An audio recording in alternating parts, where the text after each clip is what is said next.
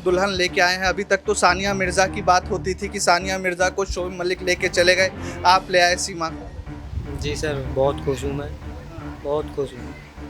अच्छा है, कोई तकलीफ आ रही है? अब देखिए मीडिया का जमावड़ा लगा हुआ है, मीडिया आ रही है, रोज़ आपको बातचीत करनी है, तो निजी ज़िंदगी कहीं ना कहीं दब गई है इस सब के बीच में। जी सर, परेशान तो है ही, खैर एक भी मिनट का ना खाना खाने को टाइम मिल रहा है, ना ठीक से सो पा रहे हैं यहाँ पर मीडिया।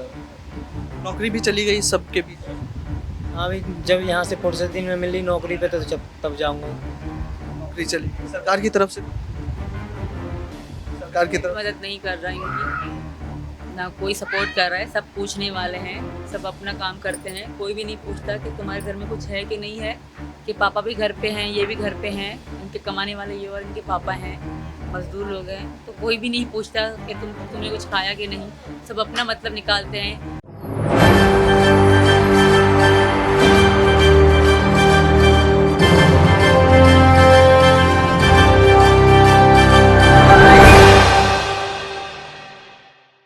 सीमा हैदर क्या पाकिस्तान की जासूस हैं?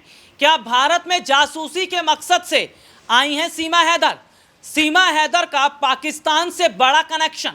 सीमा हैदर ने खोले कई बड़े राज, जांच एजेंसियों के हाथ लगे सीमा हैदर से जुड़े सबूत, और सीमा हैदर आने वाले वक्त में होंगी गिरफ्तार। नमस्कार, मैं हूं राहुल शर्मा, आप देख रहे हैं एसपीएन लाइव न्यूज़, और आज प्रोग्राम में बात सीमा हैदर की कर रहे हैं।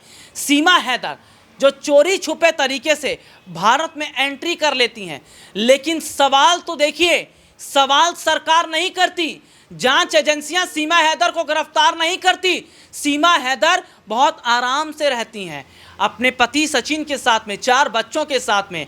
और सबसे बड़ी बात यह है कि कोई भी महिला दूसरे मुल्क से हमारे देश में चली आती है, उस पर कोई पूछताछ नहीं होती, पूछताछ हो भी नहीं रही है, सरकार भी चुप है। और सरकार चुप क्यों है, ये सवाल खड़ा हो रहा है क्योंकि विपक्ष का कोई मुद्दा होता है तो प्रेस कॉन्फ्रेंस शुरू हो जाते हैं, भारतीय जनता पार्टी का आईटी सेल एक्टिव हो जाता है, भारतीय जनता पार्टी की सोशल मीडिया टीम एक्टिव हो जाती है, भारतीय जनता पार्टी जो है वो सड़क से संसद तक प्रेस कॉन्फ्रेंस कर देता है। लेकिन आज सीमा हैदर को लेकर सरकार चुप क्यों है? सीमा हैदर का बड़ा कनेक्शन पाकिस्तान से है। खबर सामने आई है कि पाकिस्तानी सेना की एक बड़ी अधिकारी हैं सीमा हैदर, और सीमा हैदर का भारत में आना ये जाहिर तौर पर बताता है कि वो तमाम बड़ी जानकारियों को यहाँ से वहाँ पहुँचाना चाहती हैं। और सबसे बड़ी बात है कि क्या अब कपिल सिब्बल बचाएंगे क्या सीमा हैदर को? क्योंकि सीमा हैदर न्याय की गुहार लगा रही हैं। सीमा हैदर कह रही हैं कि जासूस नहीं हूँ भैया, जासूस होती तो कहीं और रह रही होती, जासूस होती तो ऐसे खुलेआम नहीं रह रही होती। आप मेरे दस्तावेज देख लीजिए, आप मेरे कागजातों को चेक कर लीजिए।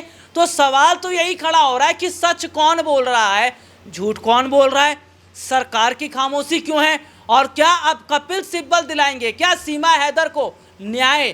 क्योंकि सीमा हैदर का ये कहना है कि भारत आकर उन्हें बहुत अच्छा लग रहा है, इस वतन में आकर बहुत अच्छा लग रहा है, क्योंकि यहाँ पर वो अपनी मर्जी से आज़ादी से रह तो रही हैं, लेकिन पाकिस्तान जैसे मुल्क में वो आज़ादी से नहीं रह पा रही थी। उन्होंने यहाँ की सरकार की तारीफ़ की, उत्तर प्रदेश के मुख्यमंत्री योगी आदित्यनाथ की तारीफ़ की, लेकिन तारीफ़ से तो कुछ नहीं होता है ना, मुल्क का मामला जुड़ रहा है। और पाकिस्तान एक ऐसा मुल्क जिसका भारत के साथ में 36 का आंकड़ा है, तो फिर विश्वास किया जाए तो कैसे? एक इंटरव्यू मैं अपने दर्शकों को दिखाऊंगा, सीमा हैदर ने क्या कुछ कहा, उसके बाद आगे बात करते हैं। सीमा हैदर जी पाकिस्तान से प्रवासी होकर आई हैं, अभी नागरिकता नहीं मिली। भारत में जो नागरिकता लेने के नियम है उसमें यह है कि अगर कोई प्रवासी व्यक्ति आकर यहाँ पर शादी करता है तो वो 7 साल बाद नागरिकता ले सकता है, लेकिन अगर लीगली आया है तो अगर इनको नागरिकता नहीं मिली तो कैसे होगा? तो सर मैं हाथ जोड़कर प्रार्थना करता हूँ मोदी जी से और योगी जी से कि हम उनके ना वो हाथ जोड़ अभी से इंस्ट्रक्शन दे रही हैं, अब देखिएगा आगे की ज़िंदगी कैसे चलेगी। प्रार्थना करते हैं कि यहाँ की इसे नागरिकता दी जाए और हमारा घर परिवार बस खुश रहे, बस ये चाहते हैं हम, और कुछ नहीं चाहते। बोल रही हैं बॉडी बिल्डर बना दो, जैसे बना दूंगी, जिम भेजूंगी इनको।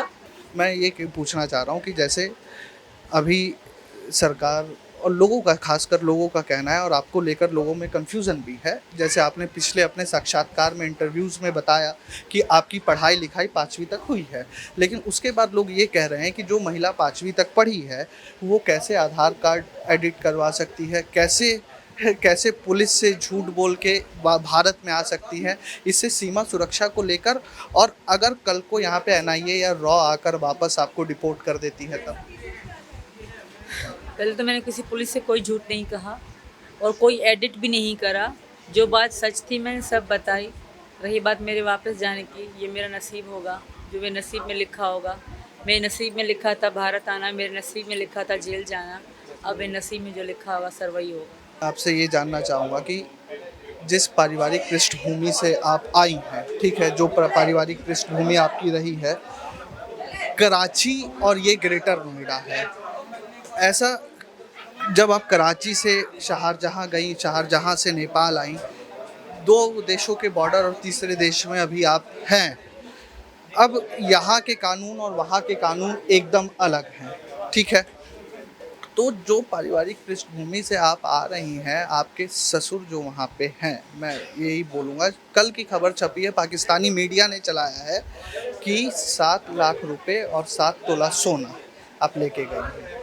वो एक भूखे इंसान है, उनको यही याद होगा पैसा, पर उनका मैंने टका भी नहीं उठाया, ना सोना। सोना मेरा यही जो मैंने पहन रखा है, मेरी मम्मी ने बना के मेरे दहेज में दिया था, मेरे लिए बना रखा था, और मैंने अपना घर बेच के आई हूँ। इसके अलावा कुछ भी सच नहीं है। वो एक गांव के, आपको उनके घर और वो चीज़ें देख के लगा कि वो 7 लाख के मालिक होंगे? उन्होंने तो ऐसा बोला। आपका अगर उनके पास 7 लाख थे तो उन्होंने अपना कमरा क्यों नहीं बनवाया? झोपड़ी में क्यों रह रहे हैं? आपको लगा कि उनके पास वो 7 लाख के मालिक हैं? उनके पास टका नहीं है, वो ब्याज में ले के खा के रह रहे हैं, और ब्याज भी किससे लेते हैं? वो हिंदू ही है वहाँ पे जेठमाबाद सिटी में, शहर में हिंदू लोगों से ये ब्याज ले के हिंदू कौम का वहाँ पे खा रहे हैं। ये अमीर जान हाजी जो हैं, मुझे पर्सनली पता है, वहाँ पे जो ब्याज वगैरह या कुछ लेना देना होता है तो हिंदुओं से ही लेते हैं, क्योंकि वो जो जेठमाबाद के हिंदू हैं थोड़े पैसे वाले हैं, तो उन्हीं से ले के खा रहे हैं। तो कोई उनके पास पैसा नहीं था सर, वो पता नहीं कितने लाख का तो कर्जी है। लोग उनके घर में हर महीने भागे भागे आते हैं। ये सिर्फ ड्रामा है और कुछ नहीं सर।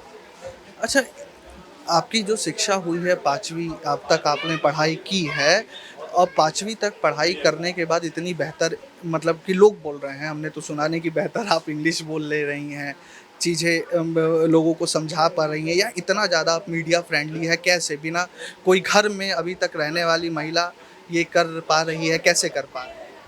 ये मेरी ज़ाहिर से सच है, मैं सच बोल रही हूँ, इसलिए बगैर घबराए बोल रही हूँ। और दूसरी बात, ये मेरे साथ हैं तो मुझे इतनी टेंशन नहीं है। जब मैं जेल में बोलती थी तो मुझसे बोला नहीं जाता था, रो रो के बोलती थी, क्योंकि यहाँ इतना खौफ था तब। फिर उन्होंने मुझे विश्वास दिलाया, तुम सच बोलोगी तो तुम्हारी जीती होगी, तो इसलिए मैं सच बोल रही हूँ। इसलिए कोई डर नहीं है मेरे मन के अंदर। मरना एक दिन सब ने है सर, पर मैं बेगुनाह ऐसे गंदी मौत नहीं मरना चाहती।